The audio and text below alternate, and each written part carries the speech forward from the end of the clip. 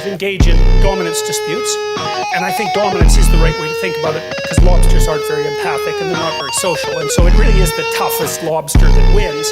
You know, what's so cool about the lobster is that when a lobster wins, he flexes and gets bigger, so he looks bigger. Because he's a winner. It's like he's advertising at it. The neurochemical system that makes him flex is serotonergic. And you think, well, who cares? What the hell does that mean? I'll tell you what it means. It's the same chemical that's affected by antidepressants in human beings. And so, like, if you're depressed, you're a defeated lobster. Like, you're like this. I'm small. I'm not, you know, things are dangerous. I don't want to fight. You give someone an antidepressant, it's like they stretch, and then they're ready to, like, take on the world again. Well, if you give lobsters who just got defeated in a fight serotonin, then they stretch out and they'll fight again. And that's, like, we separated from those creatures on the evolutionary timescale somewhere between 350 and 600 million years ago, and the damn neurochemistry is the same. And so that's another indication of just how important hierarchies of authority are.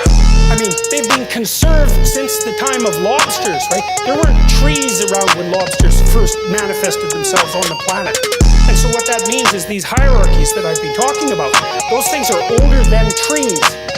And so one of the truisms for what constitutes real from a Darwinian perspective is that which has been around the longest period of time, right? Because it's had the longest period of time to exert selection pressure.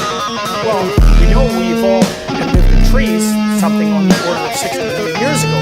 We're talking 10 times as far back as that for the hierarchy.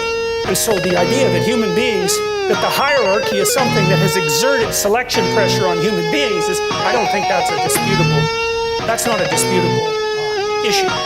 How it's done it and exactly what that means, we can argue about, but like that sort of biological continuity is just absolutely unbelievable. It was funny because I revealed this finding.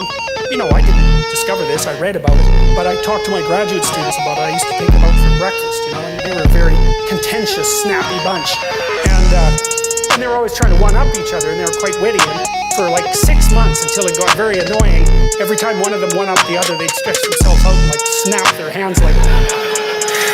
So that was very funny. It was really very funny. So you see this in lobsters, and so that's pretty amazing.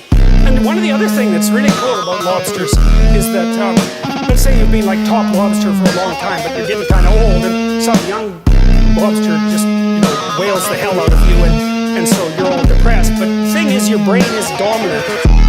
But you don't have much of a brain because you're a lobster. And so now what are you going to do? Because you just lost. And the answer is, well, your brain will dissolve. And then you'll grow a subordinate brain. Yeah, and so that's worth thinking about too, right? Here for a couple of reasons. First of all, if any of you have ever been seriously defeated in life, you know what that's like.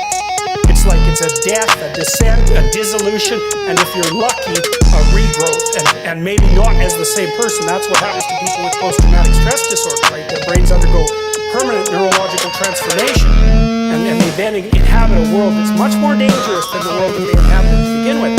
We also know too, if you have post-traumatic stress disorder or depression, that your hippocampus shrinks, right? It dies and shrinks, and you can sometimes get it to grow back. Your hippocampus shrinks and your amygdala grows.